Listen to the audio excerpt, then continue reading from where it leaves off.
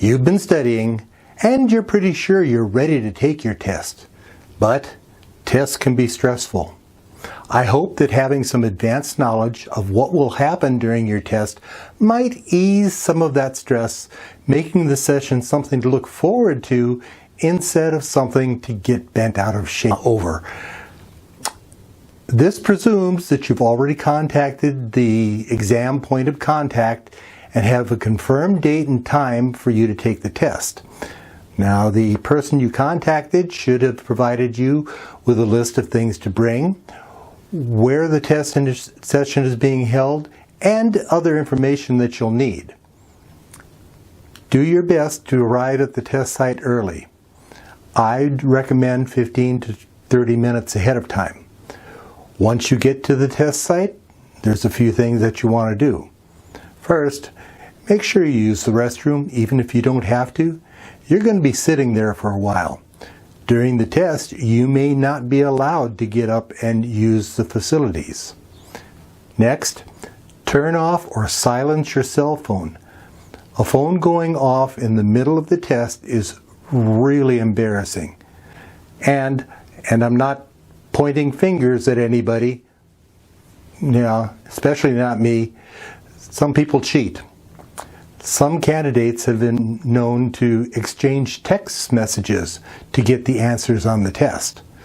The examiners will be watching for stuff like this, and they will immediately fail you if they catch you doing something like this.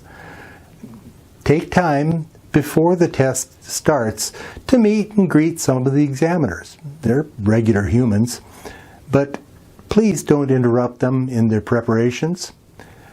Now, there's two things you should know about the examiners. First, they are all volunteer. They're doing this for your benefit and get no pay for putting these tests on. Secondly, when doing these tests, they're not only representing their test organization or VEC, maybe their club or ham radio in general. They're representing the FCC, and they take that responsibility seriously. Now, you'll probably be directed to find a seat. If they don't point out a specific seat for you and let you pick your own, try not to sit right next to someone else. Give yourself at least a space between you and the other candidates. The test sites are located in a variety of venues.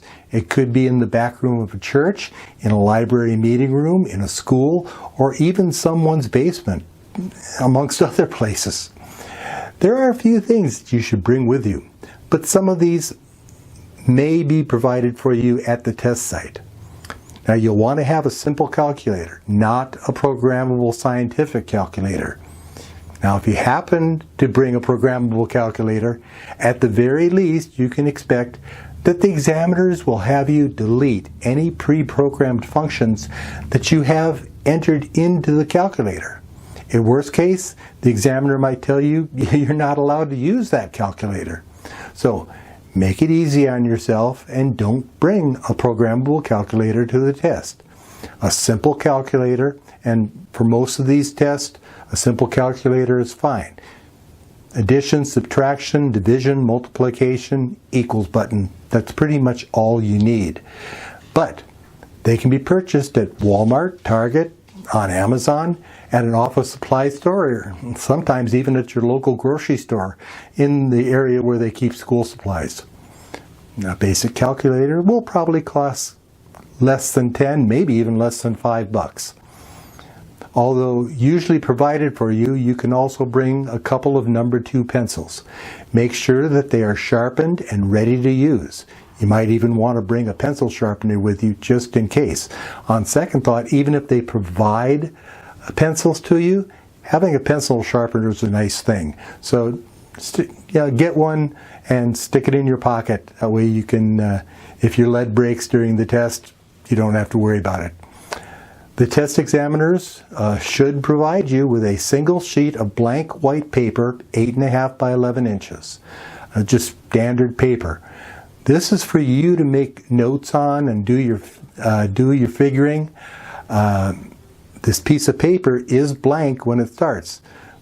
But if you've developed some hints and mnemonics that you've done during your studies.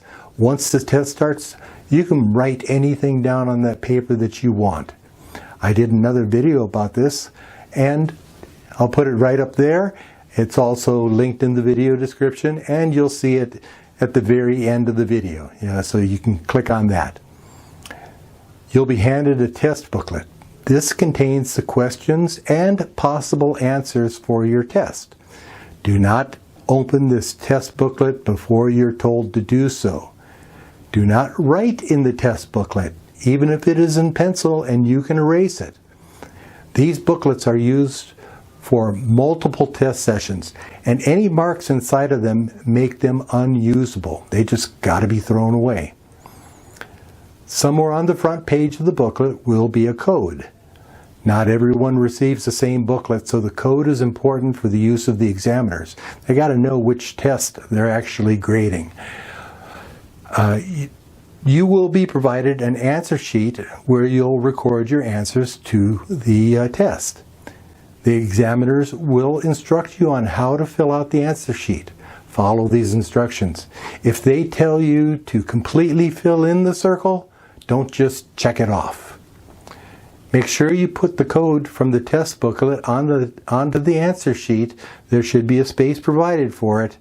And if there's any other information on that answer sheet, name, date, that sort of stuff, fill all that out. The examiners will give you instructions on that. Now, once your test has started, silence is mandatory. The examiners will not answer a question during the test, especially if you want further information about a specific question.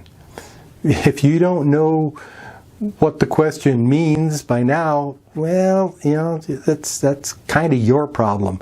It's not on them. Answer the questions to the best of your ability and move on. Each question will have 4 possible answers. Only one of them is the correct answer. The other 3 possibilities are called distractors for a reason. You will find that generally 2 of the possible answers are obviously way off, although this isn't the case. If you've studied, you should recognize the ones that are way off. If you just can't figure out what the correct answer is for a particular question, then make a note on your sheet of paper of the question that you are going to be skipping and go on to the rest of the test. But be sure that the question number you're answering aligns with the question number on your answer sheet. When you do stuff like that, it's real easy to kind of slide everything up a little bit. Once you get through all the questions that you answered easily, go back to the ones that you had a hard time with and carefully read them. Sometimes on a second read, the answer will become obvious. Now, if it's not obvious and you can discount some of the possible answers and narrow your choices down, focus on that.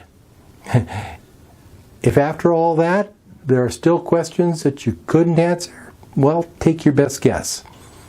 Leaving an uncompleted answer is an automatic miss on that question. Worst case, you have a 25% chance with a random guess. Once you've completed your exam, go back through and double check everything. When your test is ready to hand in, follow the instructions on how the examiners want you to turn them in. Some places will want you to place your answer sheets face down in front of you, and they'll come around and pick them up. While other places will want you to bring the booklet and your answer sheet to the examiner's table. After all is said and done, most places will let you know that you can step out of the area and relax outside of the room. While you're outside the room, do not speak loudly with the other candidates. Respect that there are people taking their test who may very well be able to hear what you're saying. Don't ask others about their test, and never compare notes on questions that you might have missed. Soon enough, the examiners will ask you to come back in and you'll be given your results. Now, if you passed, accept it. I have to tell you, there is no difference in status with someone who barely passed the test and someone else who aced it. I had a friend who told me in the Naval Academy, what do you call the person who finishes last in the class? The answer was either sir or ensign. By rules of the VEC, they're not allowed to tell you which specific questions you may have missed, so don't bother asking. Just accept that you have passed the hurdle of the test. Now, on the other side, if you failed, well, you need to accept it. Different VECs have different policies on retaking a test. For example, the ARRL and W5YI VECs will allow a second test on the same test day, but will charge you a second testing fee. For these two VECs, it's completely at the discretion of the examiners. Now, the Laurel VEC encourages a second test on the same day, provided you missed by just a couple questions. And they don't charge a fee, either for the initial test or subsequent test. By the way, I'm a registered volunteer examiner with the W5YI, ARRL, and Laurel test VECs. Again, now the examiners are not allowed. They cannot tell you what questions you missed.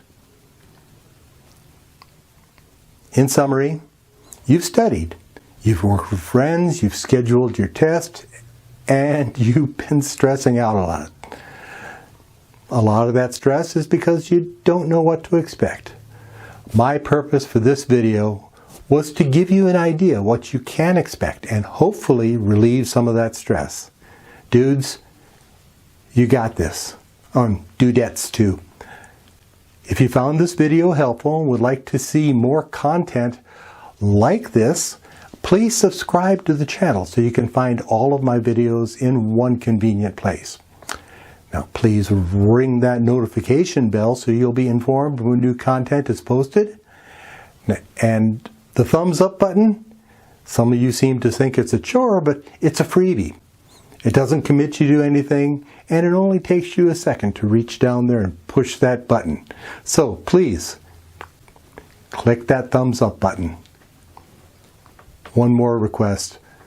Please share this video with your friends and family and anyone else who might be interested in learning what to expect with their first ham radio test, especially their first ham radio test. As always, I'm Tom, ND3N, and this is my little shack in the corner. Thanks for dropping by for a chat. As always, at your service, and I'm out.